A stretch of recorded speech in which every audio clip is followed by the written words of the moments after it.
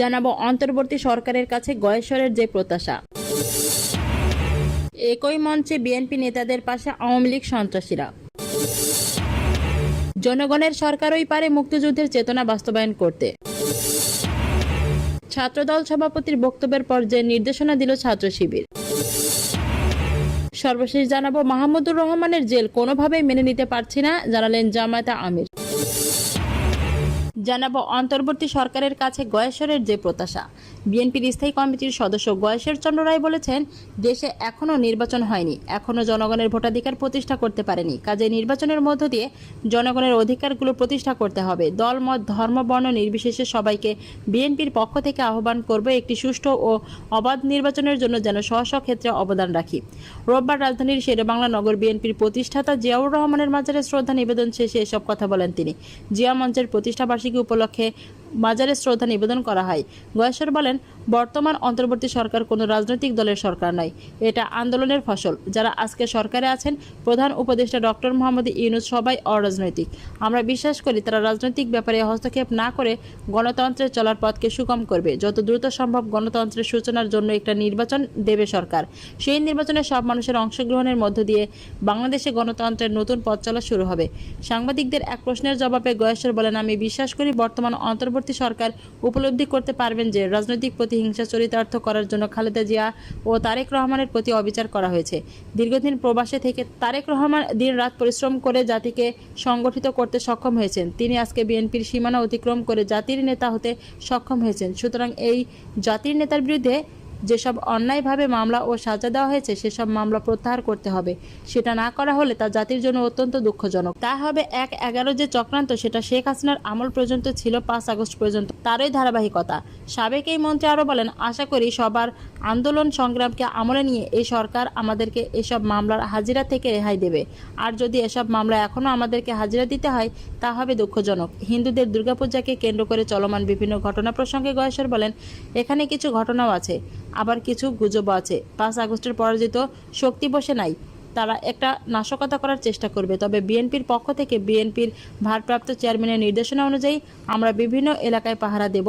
যেখানে বিএনপির কেউ ব্যর্থ হলে তার বিরুদ্ধে যথাযথ ব্যবস্থা নেওয়া হবে। এ সময় উপস্থিত ছিলেন বিএনপির চেয়ারপারসনের উপদেষ্টা পরিষদের সদস্য আব্দুস সালাম, বিএনপির স্বেচ্ছাসেবক বিষয়ক উপদেষ্টা মীর শরাফত আলী সফু প্রমুখ। এতক্ষণ শুনছিলেন সংবাদ শিরোনাম, এবার বিস্তারিত। একই মঞ্চে বিএনপি নেতাদের পাশে আওয়ামী লীগ সন্ত্রাসীরা। আওয়ামী সন্ত্রাসীদের অনেকে এখন বিএনপিতে ঢুকে পড়েছে। বিএনপির এক শ্রেণীর সুবিধাবাদী নেতাদের আশ্রয় প্রশ্রয়ে সম্প্রতি এমন ঘটনা ঘটেছে রাজধানীর দক্ষিণখান এলাকায়। দক্ষিণখান থানা স্বেচ্ছাসেবক লীগ নেতা এবং চিহ্নিত সন্ত্রাসী জাকির ও হান্নান স্থানীয় বিএনপির আলোচনা সভায় বিএনপি নেতাদের পাশে বসে বক্তৃতা করায় দক্ষিণখান এলাকায় চাঞ্চল্যের সৃষ্টি হয়। এই ঘটনায় বিএনপির নেতাকর্মীদের মধ্যে ক্ষোভ অসন্তোষ দেখা দিয়েছে। সূত্র জানায়, দক্ষিণখান এলাকার বাসিন্দা সাজ্জাদ হোসেন জাকির এবং আব্দুল হান্নান কুখ্যাত জমির দালাল ও জাল দলিল কারক হিসেবে পরিচিত। বিগত আওয়ামী দুঃশাসনের সময়ে তারা আওয়ামী লীগে যোগ দিয়ে রমরমা জমির দালালি ব্যবসা করেছে। এ চক্রের ফাঁদে আটকা পড়ে বহু লোক সর্বশান্ত হয়েছে। দক্ষিণখান ৩০০ ফুট পূর্বাঞ্চল এবং ভাটারা এলাকায় এরা ভূমিদস্যু হিসেবে পরিচিত।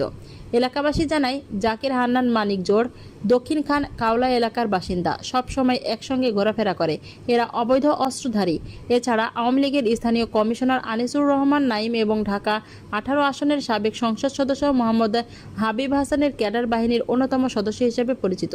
এদের অন্যতম কাজ সাধারণ মানুষের জমি দখল করা এবং বিভিন্ন আবাসন প্রকল্পের মধ্যে জালিয়াতি ও ভয় প্রদর্শন করে জমি বায়না করা।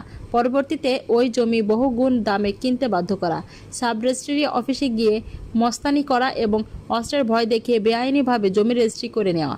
আওয়ামী লীগের 16 বছরে এরা এভাবে ক্ষমতার অপব্যবহার করে কোটি কোটি টাকা কামিয়েছে। এই চক্রের গডফাদার কমিশনার নাইম এবং সাবেক এমপি হাবিব হাসান আত্মগোপনে থাকলেও গ্রেফতার এড়াতে জাকির হান্নান এখন ভোল পাল্টে বিএনপিতে ঢুকে পড়েছে। এখন তারা বলার চেষ্টা করছেন আগে বিএনপি করতেন, অথচ এদের কারণে আওয়ামী লীগের স্বৈরশাসনের সময় বিএনপি বহু নেতাকর্মী রাতের বাসায় ঘুমাতে পারেনি। জাকির হান্নানের দ্বারা নানাভাবে হয়রানির শিকার ভুক্তভোগী এদের দ্রুত গ্রেফতার সহ দৃষ্টান্তমূলক শাস্তি দাবি করেন। এদিকে এ বিষয়ে জানতে চাইলে দক্ষিণখান বিএনপির উল্লেখিত দোয়া মাহফিল ও আলোচনা সভার প্রধান অতিথি এবং বিএনপির ঢাকা মহানগর উত্তরের সাবেক আহ্বায়ক কমিটির সদস্য আলাউদ্দিন সরকার টিপু শনিবার যুগান্তরকে বলেন, তিনি 17 বছর পর এলাকায় এসেছেন, যে কারণে অনেকে তিনি চেনেন না। এজন্য তার অজান্তে ওই সভায় আওয়ামী লীগ স্বেচ্ছাসেবক লীগের সদস্য জাকির ও হান্নান বিএনপি সেজে উপস্থিত ছিলেন। জানাবো, জনগণের সরকারই পারে মুক্তিযুদ্ধের চেতনা বাস্তবায়ন করতে।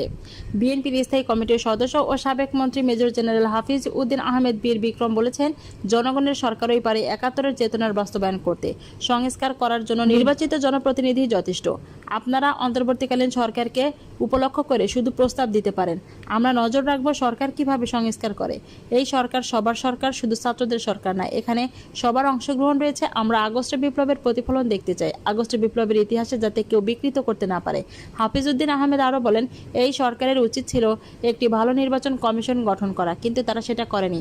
কোনো রোডম্যাপ দেয়নি, শুধু 6টি সংস্কার কমিশন গঠন করেছে। সেনানিবাসে আওয়ামী লীগের দুর্নীতিবাজ কর্মকর্তা ও পুলিশ অফিসারদেরকে আশ্রয় দেওয়া উচিত হয়নি বলেও মন্তব্য করেন তিনি।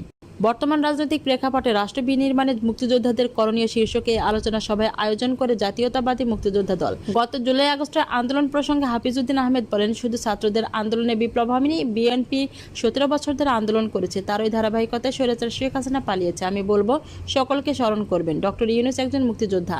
তিনি আমেরিকায় মুক্তিযুদ্ধের পক্ষে কথা বলেছেন, কাজ করেছেন। আমি বলবো ছাত্র জনতা সবার সঙ্গে কথা বলে সিদ্ধান্ত নিন। তিনি অন্তর্বর্তীকালীন সরকারের উদ্দেশ্যে বলেন, অনেকেই মনে করে আপনারা দুর্বল সরকার, সেজন্য আনসার বাহিনী দিয়ে প্রতিবিপ্লবের ষড়যন্ত্র করেছে। সুতরাং আমি বলবো, আপনারা যে দুর্বল নয় সেটি প্রমাণ করতে সবার সঙ্গে মতবিনিময় করেন, মুক্তিযোদ্ধাদের সহযোগিতা নিন। সাবেক মন্ত্রী বলেন, আমাদের সবার রোগ হলো দুর্নীতি, এর বিরুদ্ধে আমাদের ব্যবস্থা নিতে হবে। পাশের দেশ ভারত থেকে সেটা শিখতে পারি। তাদের দেশে আইন করা আছে যে প্রধানমন্ত্রী বা রাষ্ট্রপতি কারো বিরুদ্ধে দুর্নীতি প্রমাণিত হলে তাকে ক্ষমতা থেকে সরিয়ে সরাসরি জেলখানায় নিয়ে যাওয়া যায়। এ ধরনের প্রাতিষ্ঠানিক রূপ আমাদেরকেও দিতে হবে। দুদককে শক্তিশালী করতে হবে। সংসদ নেতা, বিরোধী দলীয় নেতা ও প্রধান বিচারপতি দুদক চেয়ারম্যানের নিয়োগ দেবেন, যেটি ভারতে রয়েছে। হাফিজ উদ্দিন আরও বলেন, যারা স্বৈরাচার বিরোধী আন্দোলনে জীবন বাজি রেখেছেন, সেটা আহত ব্যক্তিরা হাসপাতালে বিনা চিকিৎসায় কাটাচ্ছেন, এত সহজেই তাদেরকে ভুলে গেছেন? আমরা যতদিন বাঁচব ততদিন আগস্টের আন্দোলনের চেতনা নিয়েই বাঁচতে চাই। এই অধিকার যেন কেউ নষ্ট করতে না পারে, আমরা সজাগ থাকব। কেননা শেখ হাসিনা সবাইকে ঢালাওভাবে রাজাকার বলার কারণে দেশের সকল শ্রেণী পেশার মানুষ ফুঁসে উঠেছে। পার্বত্য অঞ্চলে অস্থিরতা প্রসঙ্গে হাফিজ উদ্দিন আরও বলেন, পাহাড়ের লোকজন সহজ সরল, তাদেরকে ভুল পথে পরিচালিত করার ষড়যন্ত্র হয়। শহীদ প্রেসিডেন্ট জিয়াউর রহমানের শক্ত পদক্ষেপের কারণে পাহাড়ে শান্তি প্রতিষ্ঠা করেছিলেন। আমি প্রতিবেশী দেশ ভারতকে বলবো, তাদেরকে অস্ত্র ও প্রশিক্ষণ দিয়ে উস্কানি দিবেন না। যুদ্ধ করতে হলে বাংলাদেশের সকল মানুষের কিন্তু যুদ্ধের জন্য প্রস্তুত রয়েছে। আগামী বিএনপি ক্ষমতায় গেলে 18 বছরের সকলকে সামরিক প্রশিক্ষণ দেওয়া বাধ্যতামূলক করা হবে। বিশেষ করে ছাত্রছাত্রীদেরকে প্রশিক্ষণ দেওয়া হবে, যা বিশ্বের অনেক দেশে আছে। প্রত্যেক নাগরিকে 1 বা 2 বছরের সামরিক প্রশিক্ষণ নিয়ে থাকেন।